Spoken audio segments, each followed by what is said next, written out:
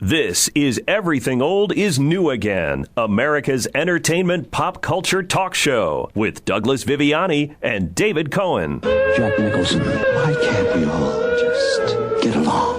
Glenn Close. Kick the crap out of them. Pierce Brosnan. Danny DeVito. You want to conquer the world? You're going to need lawyers, right? And Annette Bening. I think they've come to save us. We all make mistakes, Mr. President. Mars Attacks. Everything Old is New Again is attacking. This is Douglas Viviani with Thanos himself, I'll say, David Cohen. Even though I'm a DC guy, sure, I'll play the role of Thanos. Well, anything for you. And so where is that a reference to Thanos? What are we saying here? It's the guy from the Avengers. He's not on the Avengers. He's the bad guy. He's the worst man in the universe. He wants to all universe. He wants half of the population of the universe wiped out. Okay. Well, the Avengers: Infinity War is already a blockbuster movie, and it's early in the summer blockbuster season, but it's a star-studded movie. There are over 28 stars in this movie, actors who have starred and co-starred in their own movies, yet now they're, I guess you'd say, co-stars in this movie. So, how are you defining a star? Someone that has starred or co-starred in their own movie on their own. Okay. Not in the Marvel Universe. Okay. And now, is that a good formula? The question is, movies made with star-studded talent. This week, we will explore this theory. Are movies like a basketball team that there's only one ball? There's only one character, I think, that can carry a movie, or not? Are there too many? Can too many characters spoil the team? David Cohen. Yes, I'm still wrestling with the basketball team analogy. I'll tell you why. Do you remember? This is me dating myself, going back to the days of the ABA. I was a big New York Nets fan. Sure. And they played at the Nassau Coliseum. They were winning like crazy. They had Dr. J was star Julius of stars. Erving. Yep. And he was scoring 25, 30 a game. And they had other great players, too. I mean, and they won championships. They were very exciting. Then they merged with the NBA. Yep. And immediately the Nets could not afford the different various fees and so forth. So they had to trade Dr. J, which they did to Philadelphia. And Philadelphia in 76 had a team of stars, all stars. If you remember this team, Henry Bibby, do you remember Doug Collins from the Olympics? Yep. Darryl Dawkins, Julius Erving, World Free. Yep. Remember him? And Caldwell Jones, George McGinnis. McGinnis was a huge player back in the day. So what's your point here? And they did not win the world championship. Right. That year. So the question is, is that what it's like with these movies? Are there too many stars in the Avengers Infinity War movie? And what about other movies? Have we seen other movies where there's too many stars, like we just heard Mars Attacks? Have you ever seen that movie? No. One of, I think, the worst movies ever made, but has a huge amount of stars in that movie, which I'm not going to label out right now because I just don't have the time. What I do have the time for is to say to you, I want to propose that a movie you've never seen, it's a mad, mad, mad, mad world, got this formula right, which is the star-studded movie. Let's do a clip, and we'll talk about that for a second. Well, you'll talk about it, apparently. There was a certain amount of money buried down in this park. Now, I suggest that we quietly get into our cars, and then when we get down there, we dig up the money, providing that there is some money there. There's only one way to figure it, and that is every man for himself. And so begins the maddest, wildest, zaniest chase ever filmed. A smash. Has more laughs than any other comedy in the history of the screen, raved the Los Angeles Herald-Examiner. Everyone who's ever been funny is in it. So you and I were not in that movie, even though we were live. So they say anybody that's ever been funny is in that movie. So what does that mean? Well, it was before us, though. Yeah, we were just kids. Some people say there might be too much talent on this show. Are there too many stars and Everything Old is New Again? It's entirely possible, especially when we get people like Alan Alda and Hal Linden and those gentlemen on board. It's definitely too many. You mean stars. actual stars? Yes, exactly. Starring Mad Mad World, Spencer Tracy, Milton Berle, Sid Caesar, Buddy Hackett, Ethel Merman, Mickey Rooney, Dick Shawn, Phil Silvers, Terry Thomas was big back in the day, Jonathan Winters, Edie Adams. It's a cavalcade of stars. There's 11 right there. And then there's cameos from everybody, almost except for Bob Hope, that was in Hollywood back in the day. Jerry Lewis, and I mean, it just goes on and on. Never happened again. Leo Gorcey. Right? Never happened again. They couldn't. Well, why that's is that? the question. Why is that?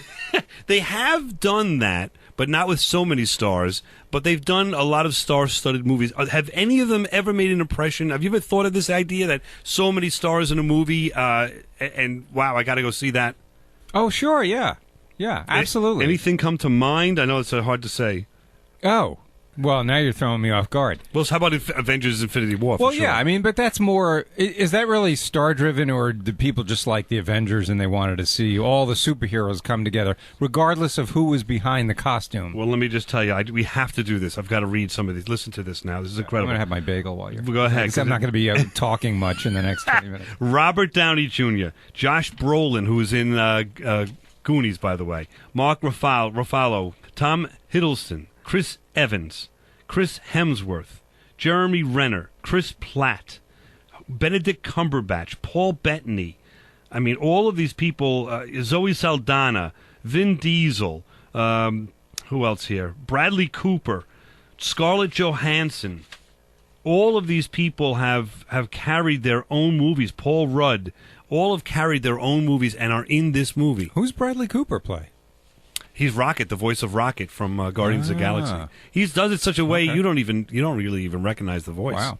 So that's so I don't know. That's my idea. I saw Avengers: Infinity War, and what do you think of it? Did you have an opportunity to even consider seeing that movie? I had an opportunity to consider seeing it. Yes, and what it was a couple of weeks ago. I said, you know what? I have some time right now to consider seeing this movie. Would you have some dental work done? It sounds like you have something in your mouth. I don't know what's going on there. A bagel. So I'll wait till you finish the bagel. I'll you have to riff until you get I just never know when I have an opportunity to speak. I might as well use my time wisely and eat. Well, you know, we only go for like 10, 11 minutes. You can eat in between No, the you commercial go for break. 10 or 11 minutes, and I... What were you going to say? All right, you have 3 minutes, go. I thought it was, given all of the stars and what potentially a tragedy it could have turned into, I thought it was pretty darn good. Do you agree? I think that this movie breaks the mold in many ways, because there's not a lot of movies, I don't think, that have many stars that are really good. And Mad World's one that comes to mind. This one's another. It is out of this world good. The only problem is, I'm not going to give it away, although everybody's probably seen it. It's made a $1.5 billion already. There's a cliffhanger, and it doesn't end the story, and that's fine. But next year when it comes out, there's going to be huge, of course, expectations on the conclusion to this story. And if they stick to the comic book, which seems to be what they're doing, it'll be a great payoff. If they change and veer off and try to have their Hollywood writers improve upon the comic, it's going to go awry. So it's dangerous because it's been so successful. Will the second one pay off? We really need a good ending, a good payoff to this story. I agree. They're setting themselves up for huge success, or there's a huge failure, or having to match the success of the first one. Yeah. Here's one that I saw as a kid that it really had an impression upon me, and another one of these movies we can characterize as a star-studded movie. In the early morning hours of New Year's Eve, Gene Hackman, Ernest Borgnine, Red Buttons, Carol Lindley, Roddy McDowell, Stella Stevens, Shelley Winters, Jack Albertson, Pamela Sue Martin, Arthur O'Connell, Eric Shea, and Leslie Nielsen were aboard the SS Poseidon when it was hit by a 90-foot tidal wave. Oh, my God. And capsized.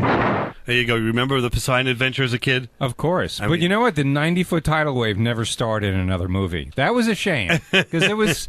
A big opportunity right there, completely squandered. You're right. Although it did make an appearance in The Abyss, if you remember, and stopped when the aliens were able to control nature, if you remember that. Yeah. But so it was just a cameo role. It was just there. a cameo. Yeah. all it Well, was. I thought the Poseidon Adventure was so incredibly well done. Oh, yeah. With these tremendous stars. So that we've started off the show with 3 that have made it. The 3 that have done a great job at this. When we come back, let's take a look at, maybe let's have a quiz. I'll quiz you, you quiz me, something like that, I'll name the stars of a particular movie that's a star-studded movie, right, and you need to name the movie. Oh, yeah. How about okay, that? Good. Yeah. So you guys can play along with us. That'll be a lot of fun when we come back on Everything Old is New Again. We'll be back right after this. There's got to be a morning after if we can hold on through the... From best-selling author and award-winning writer, actor, and director Alan Alda comes his new book, If I Understood You, Would I Have This Look on My Face? In the book, Alan shares powerful lessons in the science of communication, improving the way we relate to each other using improv games, storytelling, and our own innate abilities to read the true thoughts and feelings of others. Be sure to pick up your copy of Alan Alda's If I Understood You, Would I Have This Look on My Face? Available now from Random House. You're listening to Everything Old is New Again, America's entertainment pop culture talk show with Douglas Viviani and David Cohen. The 12 men will be known as the Dirty Dozen. Lee Marvin as Major John Reisman. Ernest Borgnine as General Warden. Jimmy Brown as Napoleon Jefferson. John Cassavetes as Victor Franco. Charles Bronson as Vladislaw. Telly Savalas. Well, we're back and Everything Old is New Again. Telly Savalas ended really quick there. I don't know what happened. We're back talking about these star-studded movies such as Avengers Infinity War and wondering if you out there can play along with David Cohen and name, I think I have 8 of them here, maybe 9 films. 1, 2, 3, 4, 5, hold on, 6, 7, 8, 9, 10 movies. Let's see if you can how you can do out of 10. You're going to go get a score that we all know and love. I'm going to hit them all, baby. And let's see. So I'm going to give you a quick nudge here. I'll start you off with the name of at least 5 stars. These movies have to have at least 5 stars that have starred in their own movie on their own, or at least co-starred. All right, so the first one, be easy. Marlon Brando, Al Pacino, James Caan, Robert Duvall, The Godfather. There you go. Very nice. I can name that. Wait, but also The Godfather. I combined them. That was Godfather, Right. Godfather 2. All right, here's another one. You ready? Steve McQueen, James Garner, Richard Attenborough, Charles Bronson, Donald Pleasance, James Colburn, David McCallum. I might have you stumped. It's World War II. It's almost Hogan's Heroes. It was The Great Escape. Oh, never saw it? Yeah, no, I never did. Oh, they did a great job with that movie. A great job. It's worth your while taking a look at that one. All right. Tom Cruise, Jeremy Renner, Simon Pegg, Vin Rames, Alec Baldwin. It's a hard one because it's barely out. Oh, it hasn't come out yet. Yeah, well, it's got to be one of the Mission Impossibles. Correct. All Correct. right. So you're good there. Okay. That's the latest Mission Impossible coming out. So that's a good preview to take a look at that one. Here's one.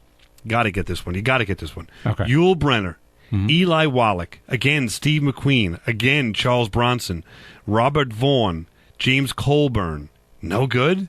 A Western back in the day. Oh, with Magnificent Seven. Yes. These are all done well, right? Yes. So far, these are movies that have been done well. I would say that. All right.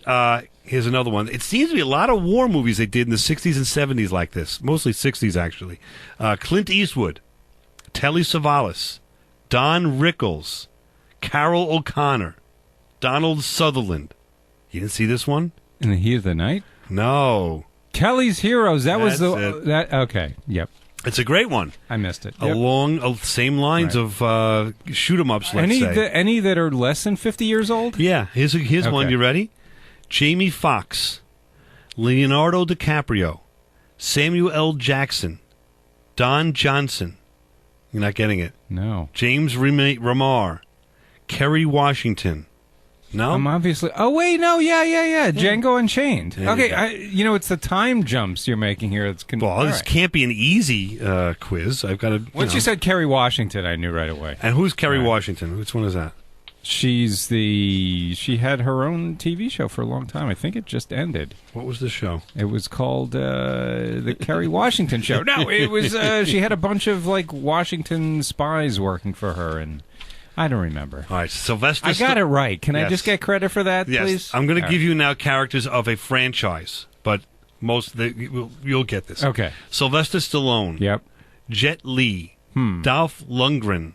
Randy Couture. Liam Hemsworth, Wesley Snipes, it's Rocky. Arnold Schwarzenegger. No, it's not Rocky. Arnold Schwarzenegger. Mickey Rourke. Oh, the one with all the old Kelsey guys, Grammer. the old geezer heroes. Bruce Willis, Harrison Ford. What was the name of it? Jean-Claude Van Damme, Mel Gibson. Yeah, it was with all the old guys the coming Expendables. together. It's the Expendables, right? All of them seem to be these shoot-em-ups, huh? Yeah. All right, here's a lot another of one. women too. Well, we'll get to that because that is coming up. There's going to be one coming up soon.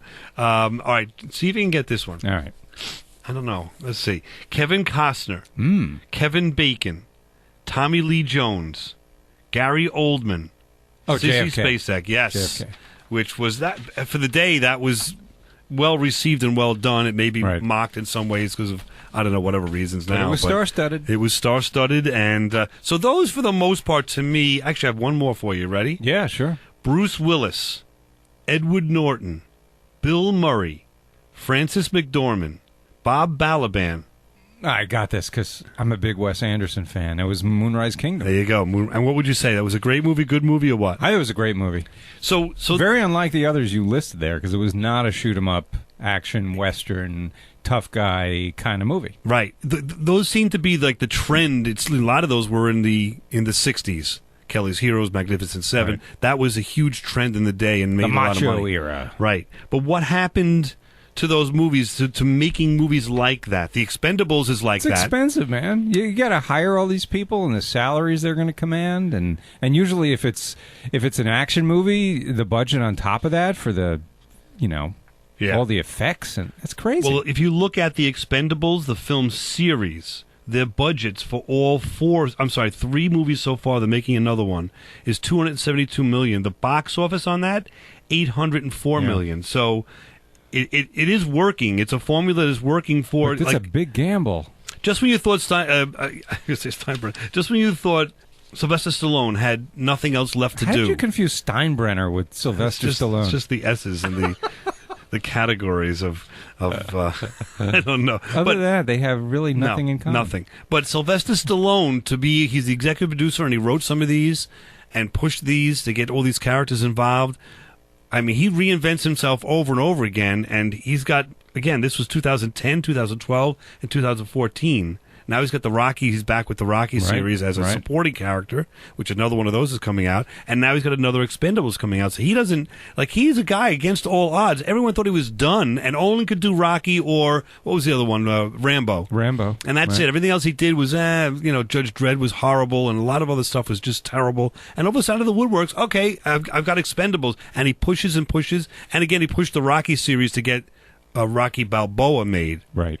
Which was, like we could say Rocky 6 was really well done, and now he's got that franchise reinvigorated. I don't know. I think he's very underrated. That's just my thought. He's got a good knack for knowing what sells. Yeah, and this is a great idea when you put a group of people together to do a movie like this. It could have been a big bomb, The Expendables. That could have been a real bomb. That's the question: are there too many characters? What is the ego like? Do these people that have carried their own movies, can they take bit parts and smaller parts in these movies? And if so, it'll work. If not, I mean, what goes on behind the scenes? They must either like the director, they must like the other actors. There's a reason they're doing it, or they want to revamp their career a little bit, And I think for the Expendables, what you said made sense. I mean, they're all on their the other side of 60, let's say, or most of them are, and they have been action heroes in the past.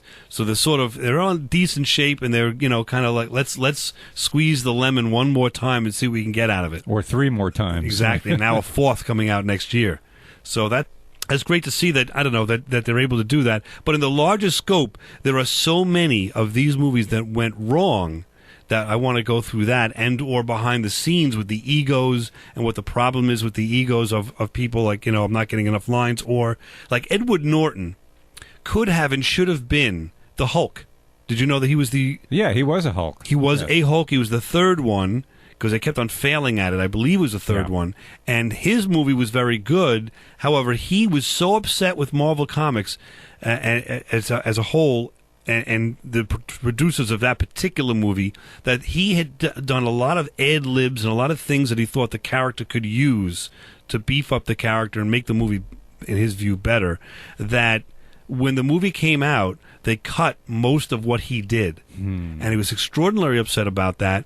And in turn, would not do any press for the movie, and is expelled, of course, from the Marvel Universe in exchange for Mark Ruffalo. So, look what he could have been, and he's a great actor. I know he's one that you see in all those movies with Wes Anderson, right? Or a lot of them. Yeah.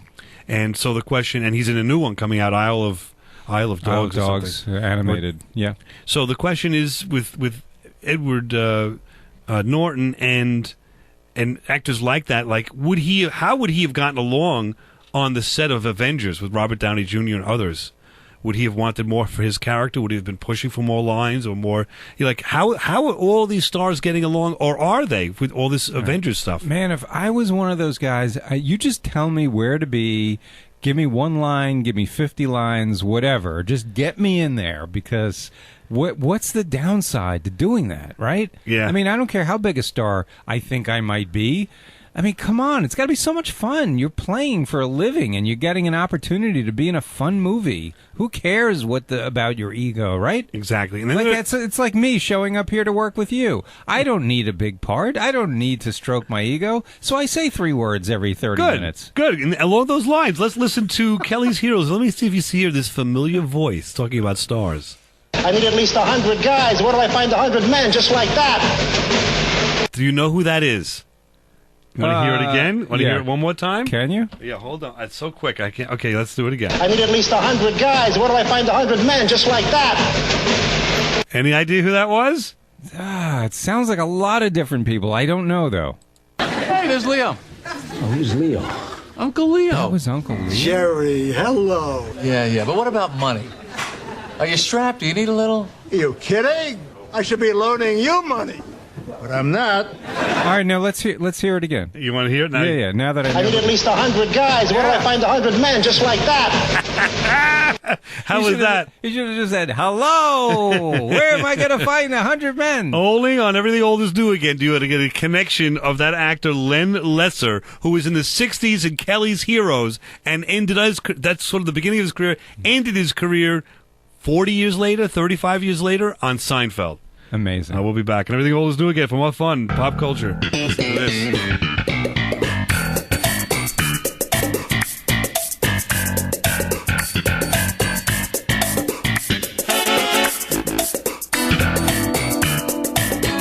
There we go. Now, back to America's entertainment pop culture talk show. Everything Old is New Again, with Douglas Viviani and David Cohen. This thing's bigger than all of us. People got to know. People got to know why he was killed. Well, if they can kill the president, they can certainly get me. You're a mouse fighting a gorilla. You're close. You're closer than you think. There's going to be an attempt to kill you somewhere between here and New Orleans. I say let justice be done or the heavens fall. How about that for beginning of Everything Old Is New Again, part 3 here of our extravaganza on the star-studded movie, The Avengers. Infinity War has inspired us to look at these movies that star so many individuals that it's even hard to imagine that they are going to be successful, and what's infighting going on behind the scenes and things like that. So let's investigate that a little bit. But that was a little clip from JFK. Yes. Do you remember when that movie came out? Oh, wow. The 90s, right? Yeah, what a bit of a craze. It really reinstilled the conspiracy theories and so forth. Let's just listen, just for the heck of it, a little bit about one of the most memorable aspects of the movie with respect to the magic bullet. And, of course, JFK was star-studded. John Candy was even in it. The list goes on and on. We mentioned it last section. So let's just listen to a smidge of JFK. The magic bullet enters the president's back, headed downward at an angle of 17 degrees. It then moves upward in order to leave Kennedy's body from the front of his neck, where it waits 1.6 seconds, presumably in midair, where it turns right, then left, right, then left. The bullet then turns right and re-enters Conley's body at his right wrist. The bullet then exits Conley's wrist as some bullet. All right, so you remember that, and that's a whole... That really the crux of a lot of the conspiracy theory is how could one bullet do all of that damage? Right. And so we're not going to get to that. We've solved that mystery a couple shows back. You could check us out on everythingoldisnewagain.biz and or our YouTube location or so many other locations where we're at and see our old show where we've solved that problem. Oh, yeah. But Seinfeld had a little something to say with it. I thought that was pretty interesting. According to your story, Hernandez passes you and starts walking up the ramp. Then you say you were struck on the right temple. The spit then proceeds to ricochet off the temple, striking Newman between the third and the fourth rib. The spit then came off the rib, made a right turn, hitting Newman in the right wrist. The spit then splashed off the wrist, pauses in midair, mind you, makes a left turn, and lands on Newman's left thigh. That is one magic loogie. That's yeah. It's almost like it's not the magic bullet theory anymore to me. It's the magic loogie. That's what it's become. That's timeless. I mean, that really is a great clip. It was a great scene, a lot of fun, and that shows you the Seinfeld connection again to our topic. Where did Seinfeld come from with respect to all of these movies and star-studded movies? Well, we talked about Kelly's Heroes and Len Lasser, who was Uncle Leo in the last section. So anyway, we're just gonna go now. Let's roll our sleeves up and see Marvel. There's I have some stories of Marvel behind the scenes and other movies behind the scenes of these star-studded movies. Again, 5 or more stars that have carried their own movie or at least co-starred, and some behind the scenes stories of what's happening on these movies. I have one here with Terrence Howard. If you remember him, he played in the Iron Man movie. He played that James Rodney Rhodes, the Colonel. Sure, yeah. And you think about it, he was supposed to do Iron Man 2 and then 3, and he'd be in the whole thing. Right. And he's not in it. Why not? You ever thought of that? Where Never did he go? thought of it. He still has problems with it to this day, because what he says is back in the day, I guess it's about 10 years ago, Marvel were going to sign him up, but he wanted more money, and Tony Stark's growing budget in terms of Robert Downey Jr.'s acting fee was so high, allegedly they had to take an actor with a lesser demand for compensation than Howard did, and so you've got Don Cheadle in that role now. It's amazing how Don Cheadle would take less money and do it, right? Why not? Of course. But he was so smart to do so. I don't know how much money's less or not, but I don't know, couldn't you see in the future that they're building all this universe, and your character is going to be taken along for the ride? It's not just one movie. It's going to be a lot of movies if you do this right. And all the exposure you're going to get from that. Yeah, so what a bad career move. On the other hand, we don't know this behind the story. We don't know if Terrence Howard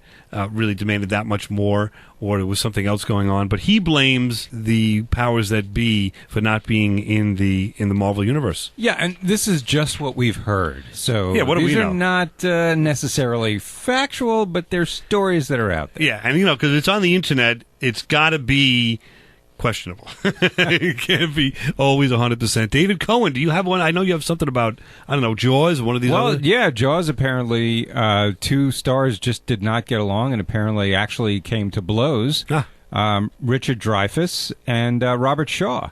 Wow. Just like their characters in the... Exactly. It worked for them. It worked for them. Spielberg apparently, I guess didn't have that much of a problem with it because he thought it really helped the relationship between the characters in the film. But apparently, according to Dreyfuss, Robert Shaw would get drunk a lot, and Dreyfuss would sort of goad him and tease him about it. And Robert Shaw came back and called Dreyfuss fat and lazy or out of shape, things like that. And I guess they just never really got along. But it helped the film. Wow, that's interesting. So they never even tried to, like sometimes movies, they try to put them in different trailers. I don't know, whatever. They were on that boat. They were filming that on the water in a boat. There was no break, so to speak, that you could get away from each other. They were around each other a lot. Yeah, exactly. Plus, you don't know with actors, sometimes they'll create some sort of real relationship that will help them in the scene. They'll sort of stay in character beyond that. So I would imagine there was a little bit of that too. Yeah. Well, it's interesting behind the scenes stuff. We have a little bit more on Fantastic Four, some Marvel stuff here with Jessica Alba. The second Fantastic Four movie, Rise of the Silver Surfer. Not that good. Not that good, and she was kind of right, but she said the story is that she was too... she was acting and crying too real in the movie. They wanted her to be more pretty. So she's like, this is ridiculous. She said from that, she began to question all of her acting instincts and literally gave up acting as a result of that movie. Now, I don't know if she's come back or not, and she had children and so forth. She definitely came back, but wow. She said, I question everything. She thought that they were right or wrong, whatever, but she was saying, I'm supposed to cry but be pretty and at the same time, and it really was bizarre directions that sent her down the rabbit hole. Yeah. Interesting. I can imagine you welling up, recalling some emotional past history and actually crying on the set and the director yelling, "Cut! Not pretty enough. You got to get more pretty. We need the pretty." I mean, come on. They told her that the tears could be added via CGI, so you don't need to be that serious about it. Just look pretty. The computer will make the tears come down your eye. Not real acting. Amazing. Man. You got another one. Well, here's one. I'm stealing your thunder here because it's about Star Trek, the first motion picture. Here's our Star Trek reference. Yes, and I'm sure you knew this, but apparently it almost did not include Leonard Nimoy in the movie. And I didn't know this. Apparently, he didn't get along with the Star Trek creator, Gene Roddenberry, and it went back to the TV days.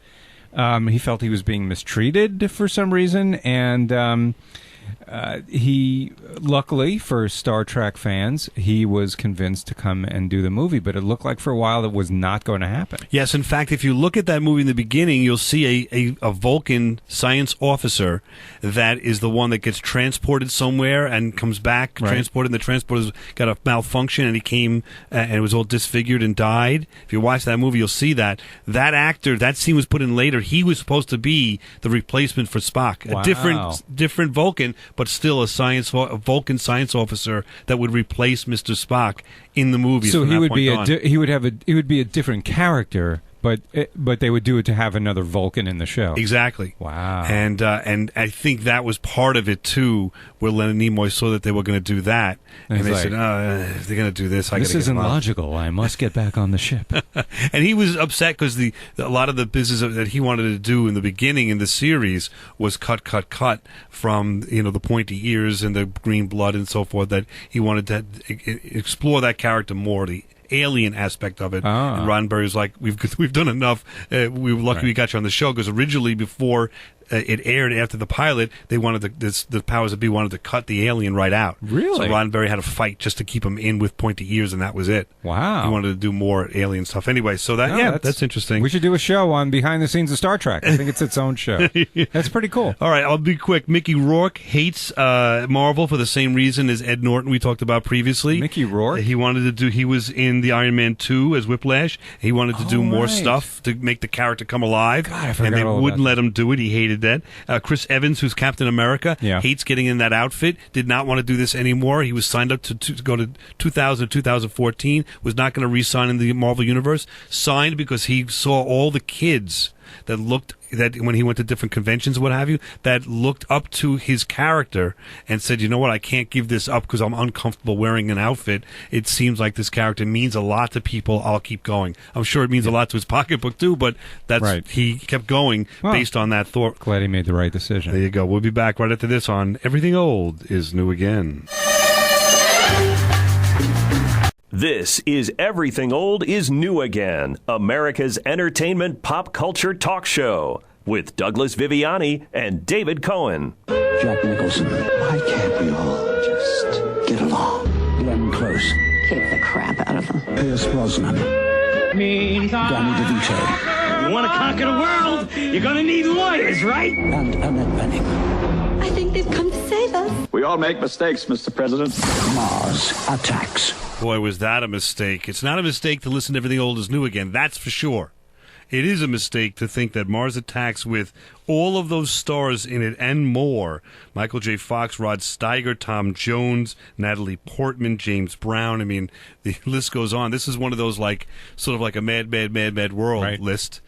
And what a flop. To me, I thought, you never saw it, right? No, because I heard it was so bad. I didn't bother to watch it. I had such great expectations. It was so bad. Although, if you read that list again, read those names again. Here's the thing. Read it thinking in mind that this is supposed to be a comedy.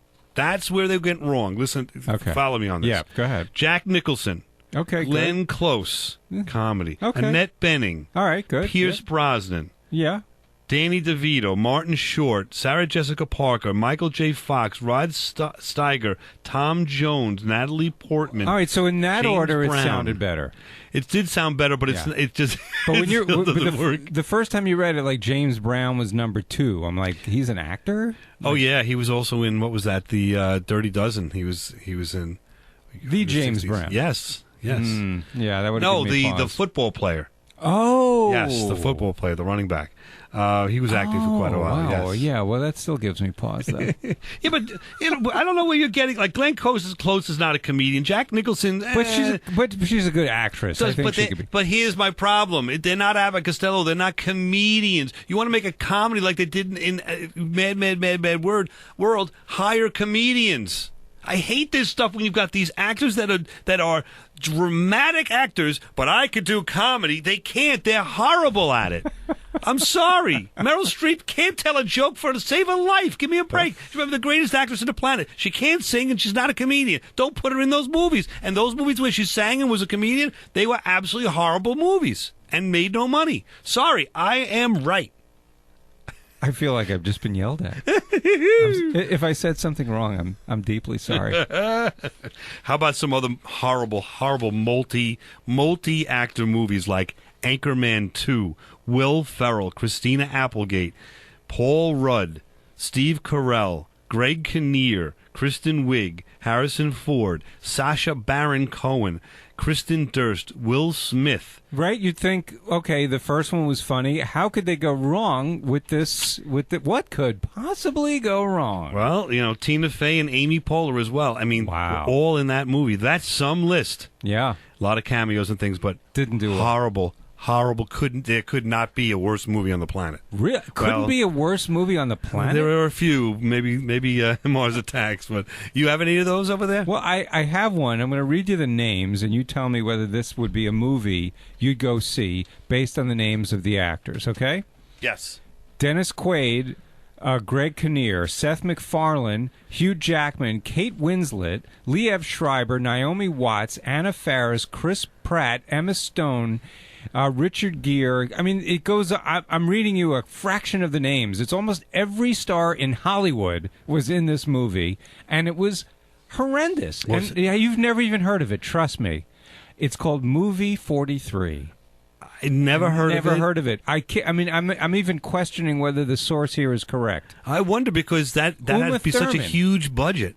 Uma Thurman. Maybe they all did like cameos for one day. Halle Berry. I mean, it's crazy. But was it supposed to be a comedy, or what? Do you have any idea what kind of a movie that was? No, but if you look at IMDb, the rating is like a 4.4. I think out of 500. No, out of something much larger. Well, a lot of this can happen. A lot of things can go wrong. We're talking about behind the scenes what can go wrong. I have to throw yet another Star Trek reference in here. Even for Star Trek. Where I love everything Star Trek, if you will, you've got the feel that you get for what happens here is just... We'll talk about having a bad day behind the scenes. You have a little something going on here with the end of one of the Star Trek movies. I believe it was Star Trek 6. They finished shooting, and the cast and crew are all together, and William Shatner's got a glass of champagne and is introducing all the characters of the show. of and the the movie. actors who and the played actors them. who played them, just to say goodbye before they do their little glass of champagne toast. Okay. So here we go. Listen to this. Oh boy. No, that's not it. Listen to this. Oh boy. The cast of Star Trek.